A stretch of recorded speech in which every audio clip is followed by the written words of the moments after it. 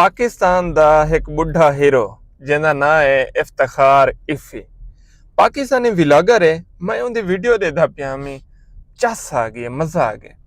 वो वहद बुजुर्ग है जै कोई बेहयाई कहनी की, लेकिन सोशल मीडिया ते वायरल है और आवाम उनकी गाल भी सुनती है।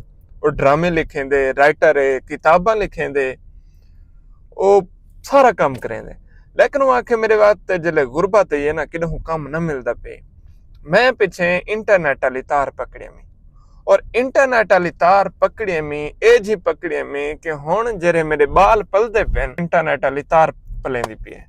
और मैं कोई गाल सुन के बड़ी हैरानी थी। वो अपने इंटरव्यू वाजे आखे कि यूट्यूब मेरे बच्चों को पालता है। कमाल नहीं थी गया यार। मतलब एक बंदा अच्छा वो करेंदा क्या है, वो मोबाइल चेंदे वीडियो बनेंदे, वो वीडियो च आधे पाकिस्तान बहुत सोहना मुल्क है, पाकिस्तान दे अवाम बहुत सोहनी है, पाकिस्तान दे खवातीन बहुत बाहयान अच्छे हैं, बेटी बहन गाल करके वो गाल करेंदे। मैं हैरान थिया। मैं यार दुनिया ये भी सुन दी है कि तुसा मिठा लाओ, प्यारा लाओ, सोना हलाओ और बाहया तरीके नाल हलाओ तो वला भी लोग तो देते हैं, वला भी तो शोहरत मिलती है, वला भी तुसा ऑनलाइन पैसे कमा सकते हो। और इफ्तिखार इफी गालबन मेरे को लगता लाहौर देन ते ओ पैसे कमानन यूट्यूब दे उत्ते ऑनलाइन वीडियो बना के। हालांकि मतलब बुढ़ा इत्थे गल आखे में कि पक्की उम्र देन, बुजुर्ग नहीं लेकिन पक्की उम्र देन कि छुआ छिट करनी कि यंग नहीं, उन्हें को अवाम पसंद करे। लेकिन उन्हें दे अल्फाज, उन्हें दा गालें, उन्हें दा तरीका लोगों को इतना पसंद है, दुनिया घूमे वदनो, दुनिया उन्हें को पसंद करेंदी है। उन्हें दा अंदाज, उन्हें दा लहजा तुसा चेक करो, सर्च करो तो पता लग वैसे। मैं बड़ा इंस्पायर थी और मैं वीडियो भी इत्थे गल बड़ी है कि देखो तो शोहरत वास्ते बेहयाई दी या मंदे गाली कढ़ण दी जरूरत कहनी, तो रिज़्क वास्ते गलत तरीके या कहीं दा हक खावन दी जरूरत कहनी, तो सेहत वास्ते कई हराम माल खावन दी जरूरत कहनी। तुस अपने हिस्से दी मेहनत करो। वो पंजाबी चाहते ने ना कि माली दा कम पानी लावे, मालिक दा कम फुल फल लावे।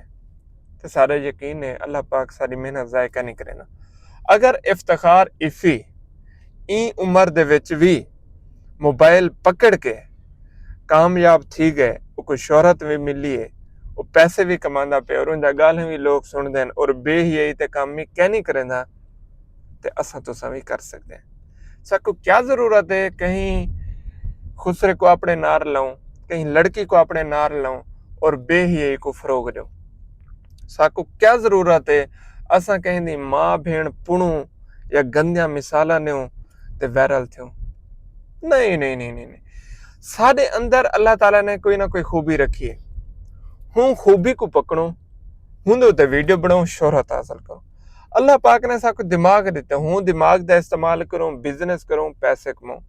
अल्लाह पाक ने साको हाथ पाउं दिते, उन्हें हाथ पाउं दा इस्तेमाल करने असा अपने हक वास्ते मेहनत करूं, रिज़्क हलाल कमाऊं ते अपने बालों को पालूं। अल्लाह पाक ने साको इंटरनेट जी ए जी वड्डी नेमत दी है, कंप्यूटर मोबाइल जी ए जी वड्डी दौलत दी है। असा इंदा इस्तेमाल करूं, घर बैठे डॉलर कमाऊं, पैसे कमाऊं। लेकिन रात दी जरा साको सबक पढ़ाया वेंदे, वो ये पढ़ाया वेंदे कि अगर तुसा मशहूर वायरल थीवणे तो कहीं मां भेण हिक कर दो, अगर तुसा पैसे कमावणे तो जुआ शुआ लटरम पटरम वो कम करो, या कोई ऐसी ऐप ते बटन ते क्लिक करो कि रातों रात अमीर थी वनो। मेरे पुत्र, मेरे भिरावो तो मेरे बुजुर्गो, इन दुनिया कोई ऐसा तरीका कहने कि लोग कमा के तो कुछ आ देवे। तुसा अपने हिस्से दी मेहनत ही खुद करनी है और अपने हिस्से दा रिज़्क खुद कमाना। जेरा तुम्हारे नसीब दा अल्लाह पाक तो कुछ से वो इज्जत है, रिज़्क है, औलाद है, शोहरत है, सेहत है। जेरा तुम्हारे हिस्से च कहने तुसा 100 ऊट पटांग घरता कर गिनो, वो तो नहीं मिलता। वजदे रहो। मैं आंदा पिया में तो मेरे अगो एक वीडियो आ गई है इफ्तिखार इफी दी, मेरे को बड़ी पसंद है। बल्कि अगर कोई उन्होंने जान देते वीडियो उन्होंने शेयर करे से कि सर आई सल्यूट यू, हमेशा ही मैं पाकिस्तान वास्ते कम करो, लोगों वास्ते कम करो। वजदे रहो। इफ्तिखार इफी वजदा रहे। जिंदाबाद। पाकिस्तान जिंदाबाद ते असां आप पाइंदाबाद।